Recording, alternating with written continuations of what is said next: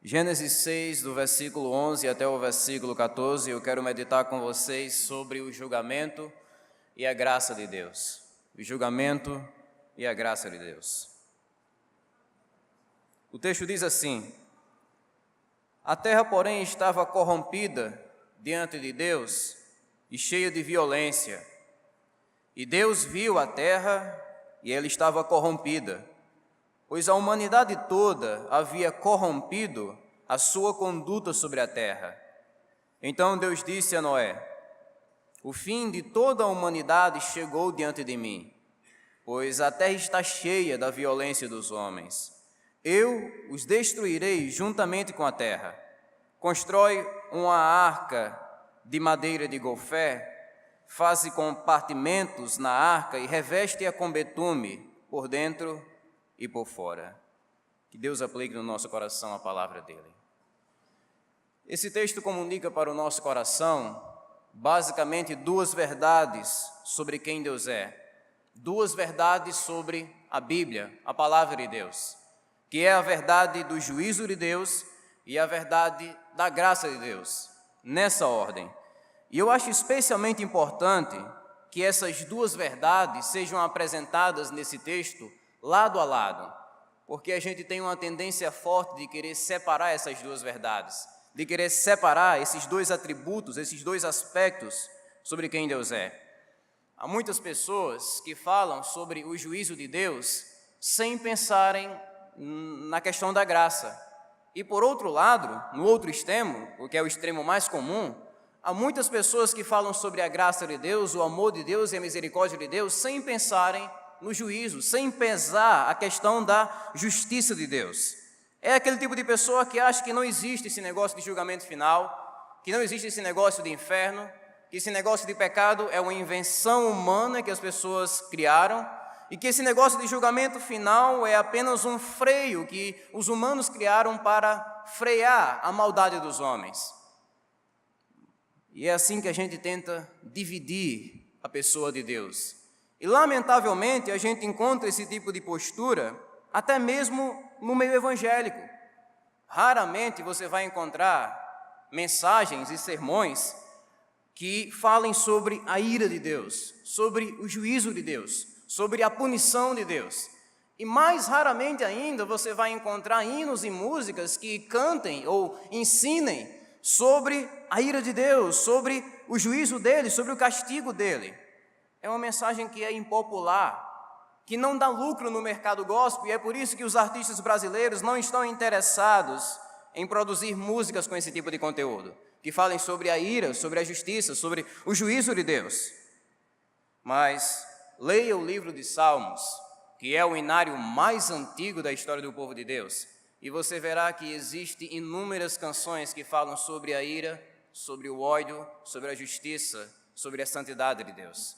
Leia os livros proféticos e você verá que existem muitos sermões. A maioria dos sermões proféticos comunicam ao nosso coração verdades sobre o juízo e sobre o castigo de Deus para aqueles que não se arrependem, para aqueles que não abraçam a salvação de Deus.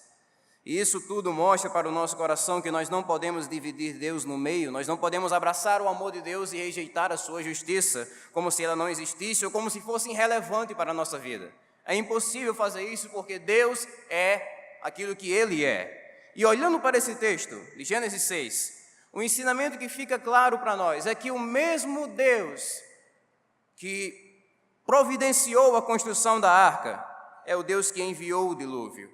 O mesmo Deus que salvou Noé pela graça é o Deus que condenou a humanidade incrédula com ira. O Deus de graça é um Deus de juízo também, e nós devemos abrir os nossos olhos para essa realidade sobre quem Deus é. E esse texto vai nos ajudar nesse processo, uma vez que ele descreve para nós, de uma maneira simples, de uma maneira direta, o julgamento mais violento que já foi aplicado na raça humana, que foi o famoso dilúvio.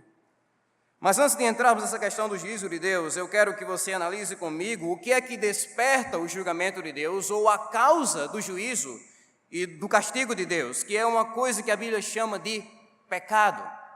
No versículo 11, nós temos um registro de como o pecado destruiu o ser humano. O texto diz: a terra, porém, estava corrompida diante de Deus e cheia de violência. Quando nós voltamos alguns capítulos para o capítulo 1, e nós examinamos o relato da criação, nós vemos que o ser humano foi a única criatura de todo o universo que recebeu o privilégio imenso de carregar em sua existência a imagem do próprio Criador.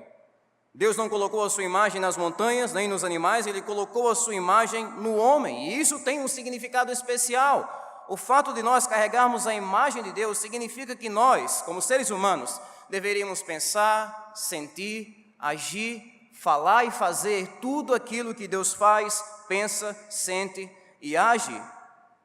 O nosso modo de viver, ele foi criado para refletir. Se existe uma palavra que eu acho interessante, é essa palavra refletir. Nós fomos criados para refletir a imagem do Criador para o resto da criação. Fomos criados para refletir o amor, a sabedoria, a justiça, a beleza, a bondade, a justiça de Deus. Mas uma coisa mudou essa situação. Existe um certo espanto quando a gente examina essa verdade bíblica, porque não é isso que a gente enxerga na humanidade hoje.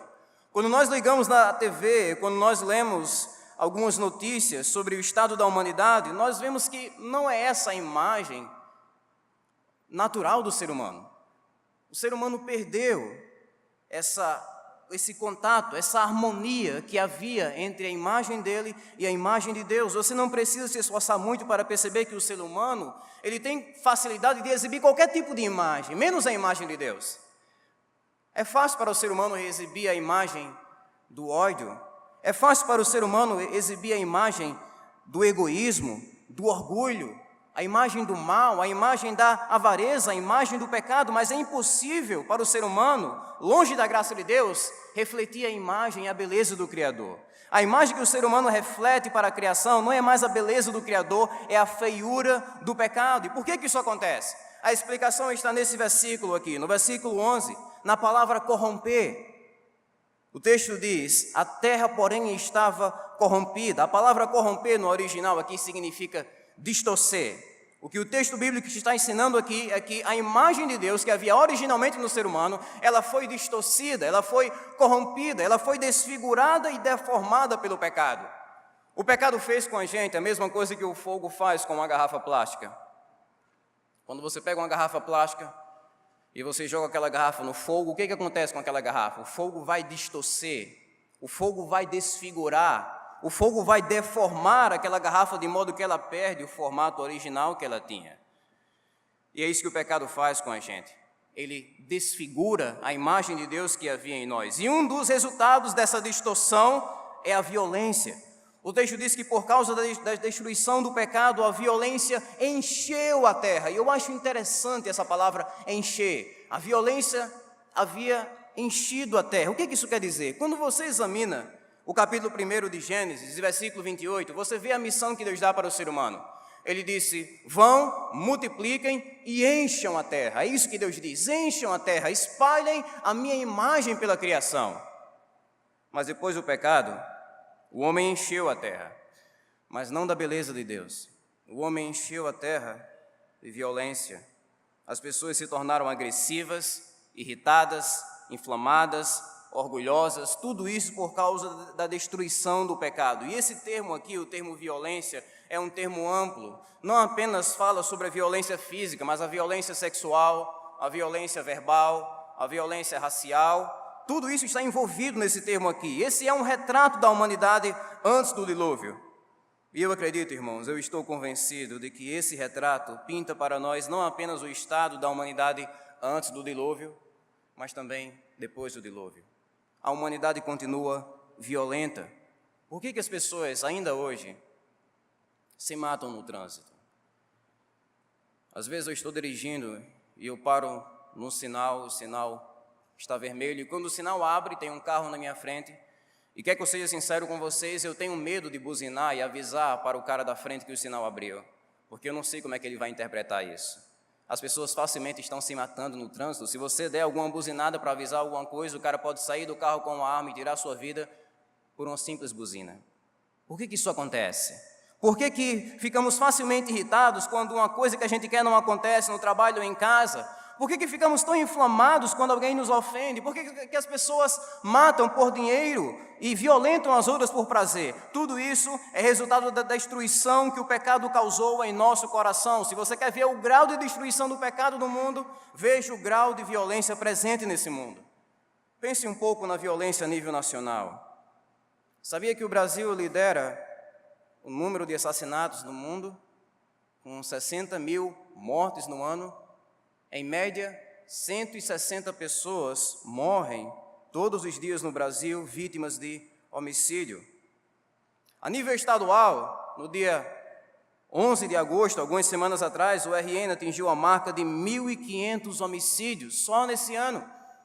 Os especialistas já disseram que 2017 é o ano mais violento da história do Rio Grande do Norte, e isso sem citar aqui os dados sobre violência sexual, sobre violência verbal, e sem entrar também na questão da violência a nível mundial, porque se a tensão na comunidade internacional piorar e tivermos a Terceira Guerra Mundial, com certeza será a guerra mais violenta e destrutiva da história, e devemos orar profundamente para que isso não aconteça.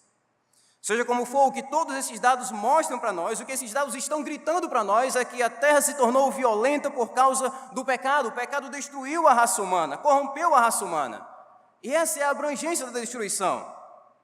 A parte B do versículo 12 diz: pois a humanidade toda havia corrompido a sua conduta sobre a terra. Não uma parte da humanidade, mas toda a humanidade. O texto enfatiza que a destruição do pecado não atingiu apenas algumas pessoas, alguns grupos ou algumas camadas da sociedade, atingiu todo mundo. E isso é algo que escandaliza algumas pessoas.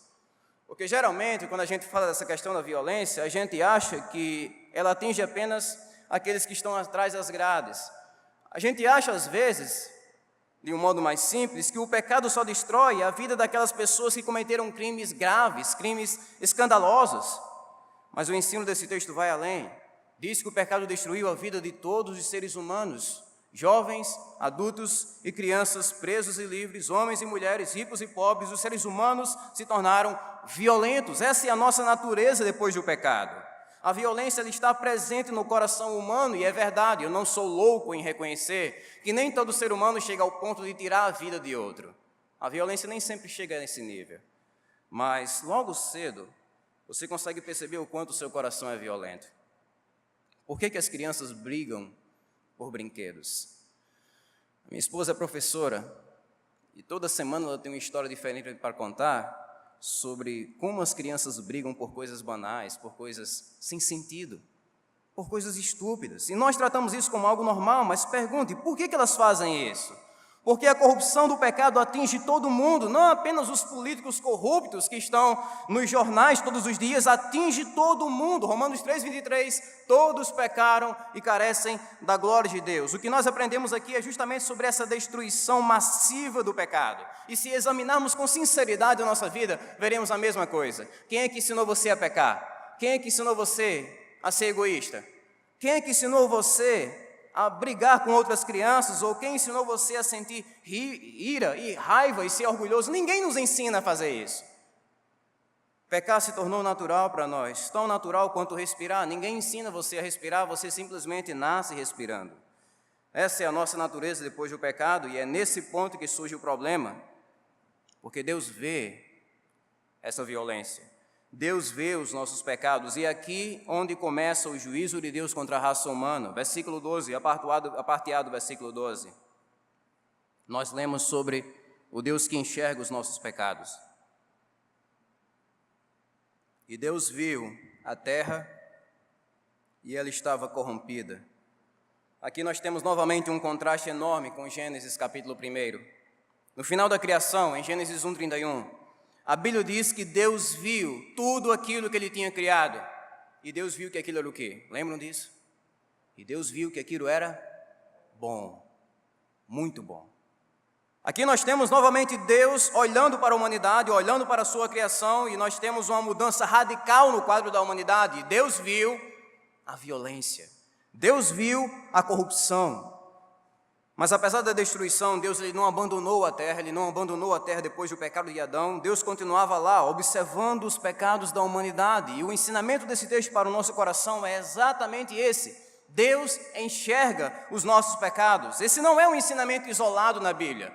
Isso é o que você observa de capa a capa. A verdade é que um dos principais ensinamentos da Bíblia, e um dos mais terríveis também, é de que Deus contempla todos os pecados que nós cometemos. Deus contempla as nossas iniquidades, cada palavra que sai da nossa boca, cada pensamento voando nos corredores da nossa imaginação, as atitudes que a gente toma e também as que a gente deixa de tomar. Todo o sentimento que alimenta o nosso coração, Deus contempla isso. E a Bíblia garante, irmãos, que Deus não fará vista grossa diante dos nossos pecados. Nós vivemos em um país onde a impunidade é uma realidade majoritária, é uma realidade inegável. Existem muitos crimes, pouca justiça, mas nunca devemos confundir essa realidade com Deus. A justiça do Brasil pode ser cega, mas a justiça de Deus, ela não é cega. E eu fico usando a minha imaginação para pensar na reação das pessoas, na reação do povo a essa mensagem de Noé. Pedro diz em sua segunda carta, capítulo 2, versículo 5, que Noé era um pregoeiro da justiça. Isso quer dizer que ele anunciava para as pessoas a justiça de Deus. A mensagem dele devia ser simples: olha, o Deus criador dos céus e da terra, vocês encheram a paciência dele, e ele vai enviar um dilúvio para varrer a raça humana da face da terra. Essa era a mensagem de Noé. Ele anunciava o dilúvio, anunciava a justiça de Deus. Mas pensem comigo na reação daquelas pessoas. Pensem como essa mensagem era uma mensagem louca. Noé, você quer dizer que Deus vai destruir isso tudo? Você quer dizer que Deus criou isso tudo aqui para destruir?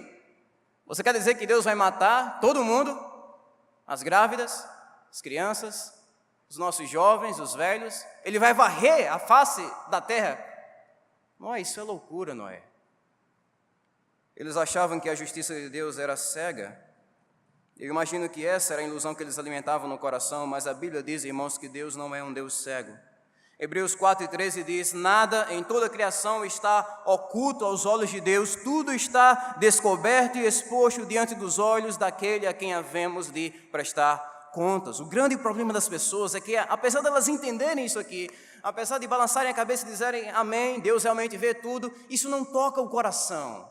O grande problema das pessoas é que parece que alimentam a ilusão de que Deus é cego, ou então que Deus é um tipo de vovô caduco, sabe, que passa a mão na cabeça do neto quando ele faz coisas erradas e nunca aplica nenhum tipo de punição.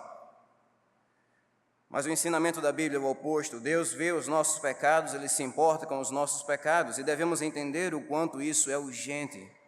Muitas pessoas rejeitam o chamado de Jesus Cristo para o arrependimento porque não entendem, não têm consciência ou não se tocam de que todos os pecados que elas cometem estão anotados nos livros de Deus, e um dia todos nós, eu não sei quando, talvez seja daqui a um dia, talvez seja daqui a 1000 anos, eu não sei, mas um dia todos nós estaremos diante de Deus para prestar contas de tudo aquilo que a gente fez aqui na terra. Aqui na terra, um juiz pode ter dificuldade de condenar um criminoso por falta de provas, mas o juiz celestial nunca vai ter esse tipo de dificuldade, porque ele tem todas as provas em si mesmo. Ele é o juiz que julga o caso e também aquele que esteve presente na hora do crime, como uma testemunha ocular, como um Deus onisciente e onipresente. Então fica como algo inquestionável o fato de que Deus enxerga os nossos pecados. A pergunta que surge nesse ponto é a seguinte: qual é a reação de Deus? O que é que Deus sente? Como é que Deus reage aos nossos pecados? A resposta para isso está no versículo 13. Deus diz: o fim de toda a humanidade chegou diante de mim, pois a terra está cheia da violência dos homens. Eu os destruirei juntamente com a terra. Essa é a reação de Deus. O texto ensina que a reação de Deus ao contemplar os pecados da humanidade foi uma reação de ira. E o que nós podemos aprender sobre esse texto aqui, uma verdade que tem sido pouco pregada nas igrejas evangélicas do Brasil e do mundo, e pouco cantada também em nosso meio, é a verdade de que o pecado desperta a ira de Deus, de que o pecado é o começo do juízo de Deus. Não me entendam mal, irmãos, a ira de Deus não é como a nossa ira. A nossa ira é uma ira injusta, a nossa ira é uma ira egoísta, descontrolada, mas a ira de Deus é uma ira justa, uma ira perfeita. Quando a Bíblia fala sobre a ira de Deus, ela está falando sobre a reação de um Deus santo ao pecado. A ira de Deus acontece porque o Deus da Bíblia é um Deus perfeito, é um Deus imaculado, é um Deus que não tolera imperfeições. O versículo mais claro sobre isso, para mim, de toda a Bíblia, é Abacuque 1,13, onde o profeta diz: teus olhos são tão puros que não suportam ver o mal, não podes tolerar a maldade. A ira de Deus é a reação dele ao pecado. Deixa eu colocar isso em forma de pergunta. O que acontece quando você, não sei onde é que você acessa o jornal, no smartphone, no tablet, numa folha, mas o que acontece quando você lê uma notícia de um monstro que violenta criancinhas sexualmente? O que acontece no seu coração quando você lê uma notícia dessa?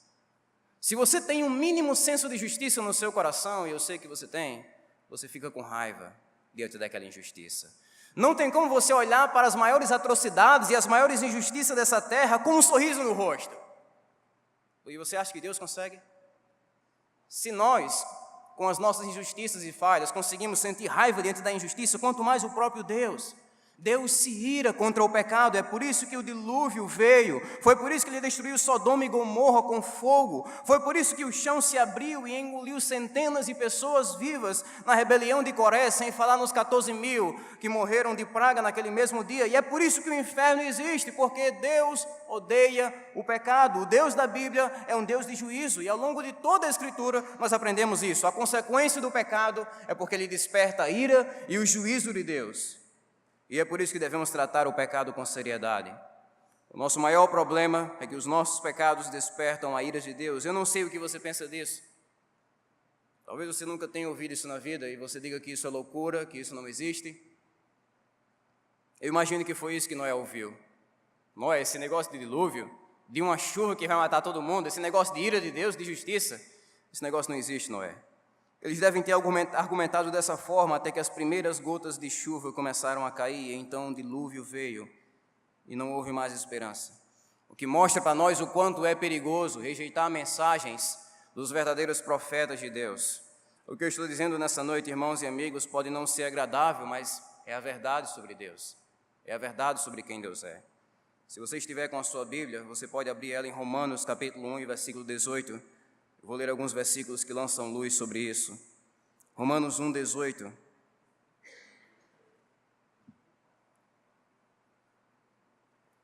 A ira de Deus é revelada do céu contra toda a impiedade e injustiça dos homens que suprimem a verdade pela injustiça. A palavra suprimir aqui é afogar, sufocar.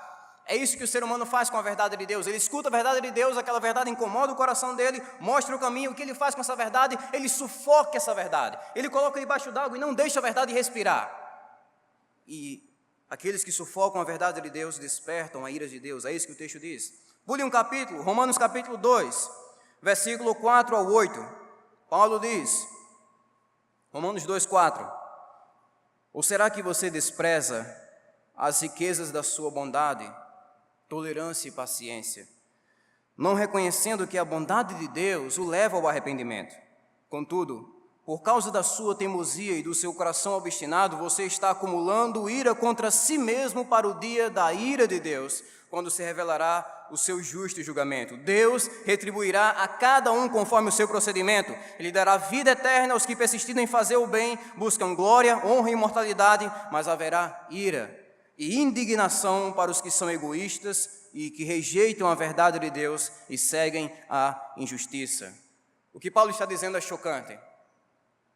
Paulo está dizendo que existem apenas dois tipos de pessoas aqui na terra: aqueles que estão acumulando tesouros no céu e aqueles que estão acumulando ira para o inferno. E é muito bom que a gente examine o nosso coração nessa noite e veja de qual lado nós estamos e façamos isso com urgência. Porque Jesus Cristo disse: como foi nos dias de Noé, assim também será na vinda do Filho do Homem. Pois nos dias anteriores ao dilúvio, o povo vivia comendo e bebendo, casando-se e dando-se em casamento, até o dia em que Noé entrou na arca. E eles nada perceberam, até que o dilúvio veio e os levou a todos. O juízo de Deus é uma realidade que você pode tentar evitar aqui na terra, mas será inevitável no futuro. Nós não podemos deter o juízo de Deus, e o julgamento de Deus é essa terra, assim como aquele povo não podia deter o dilúvio que estava caindo naquele período da história. Mas o Deus da Bíblia não é apenas um Deus de juízo, é um Deus de graça também. E nós vamos gastar os nossos últimos minutos olhando para o último versículo, o versículo 14, onde Deus diz: constrói uma arca de madeira de gofé, faz compartimentos na arca e reveste-a com betume por dentro e por fora. A primeira coisa que nós precisamos entender, e a coisa mais simples a entender sobre esse texto, é que a arca era um símbolo da misericórdia de Deus. A arca era um símbolo da compaixão de Deus, da graça de Deus. Aprendemos aqui que o Deus da Bíblia não é apenas um Deus de ira, mas também um Deus de graça. O mesmo Deus que diz que destruiria a terra, providenciou também a arca. O mesmo Deus que derrama a ira é um Deus que amorosamente providencia a salvação. E a arca era um sinal dessa salvação. Naquela arca, Deus estava oferecendo salvação a todos aqueles que dessem ouvidos à pregação de Noé. Mas aquela arca apontava para algo maior. É impossível a gente olhar para essa arca aqui e não lembrar de Jesus Cristo, porque a arca é uma sombra de Cristo. A arca é uma prefiguração de Jesus Cristo. Aquela arca estava apontando para o futuro. Jesus é a verdadeira arca. E é importante notar também que quando Deus manda Noé construir a arca, Ele orienta Noé nos mínimos detalhes. Deus não disse: Noé, faça a arca do jeito que você quiser, porque eu confio em você. Sua imaginação é fantástica, cara. Você é um carpinteiro de mão cheia. Então, faça a arca do jeito que você quiser. Deus não disse isso. Deus orientou Noé. O propósito de Deus era providenciar uma arca que fosse segura, que não afundasse no meio da tempestade mais feroz do planeta Terra. É por isso que Ele orienta Noé. Anos atrás, eu estive trabalhando na construção de um barco na serraria do meu pai, e o momento mais esperado daquele serviço era o momento de testar o barco, quando a gente iria colocar o barco na água. E aí, será que vai entrar água? Será que vai boiar? Será que vai ter infiltração? Só que, se houvesse alguma brecha no barco, facilmente a gente podia consertar. A gente tirava o barco da lagoa, colocava em terra firme e consertava o buraco. Facilmente a gente fazia isso. Mas com Noé a coisa era diferente. Se houvesse um erro naquela construção, Noé não tinha mais terra firme para consertar a arca. É por isso que Deus orienta Noé. Deus é o melhor carpinteiro, é o melhor marceneiro do universo. Ele orienta Noé nos mínimos detalhes e Noé pode confiar naquele projeto de Deus. Deus diz que Noé deveria usar uma madeira que era resistente na água, usar o betume como um tipo de cola para vedar as brechas na madeira, e ouvindo a voz de Deus, Noé teria segurança. Irmãos e amigos, a estrutura da arca, essa segurança da arca relembra para nós a segurança que existe em Cristo Jesus.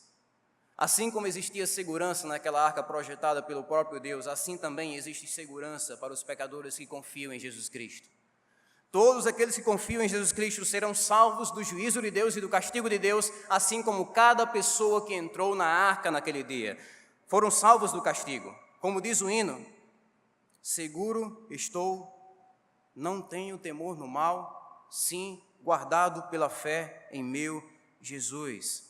Jesus é a nossa arca, irmãos e amigos. Jesus é a segurança que nós temos para se livrarmos da condenação do pecado, se livrarmos da culpa do pecado. É verdade, eu sei que um dilúvio nunca mais vai ameaçar essa terra. Deus fez uma aliança com Noé e Ele estabeleceu essa aliança colocando um arco-íris como sinal de que não iria mais punir a terra com o dilúvio. Então, toda vez que você olhar para um arco-íris, não lembre da comunidade LGBT, lembre primeiramente da aliança que Deus fez com Noé, de que não iria mais punir a terra com um dilúvio, mas a humanidade, apesar de não enfrentar mais a ameaça do dilúvio, ainda tem de enfrentar uma ameaça muito pior. A ameaça da ira de Deus, a ameaça do inferno, e o inferno é 1 milhão de vezes pior do que o dilúvio. É por isso que nós, todos nós, sem exceção, precisamos de um Salvador, precisamos de alguém que venha nos resgatar, precisamos de uma arca. E o convite que nós oferecemos ao seu coração, se você ainda não conhece Jesus Cristo, é muito simples: entre na arca. Só assim você vai se livrar do castigo de Deus que está vindo para a minha vida e para a sua vida. É lá na arca, é em Cristo, é confiando em Cristo, nos arrependendo dos nossos pecados e confiando na mensagem do Evangelho, assim como o povo deveria confiar na mensagem de Noé. É desse modo que nós entramos na arca e encontramos segurança e encontramos salvação em Cristo. Para resumir para vocês e terminar, esse texto apresenta essas verdades.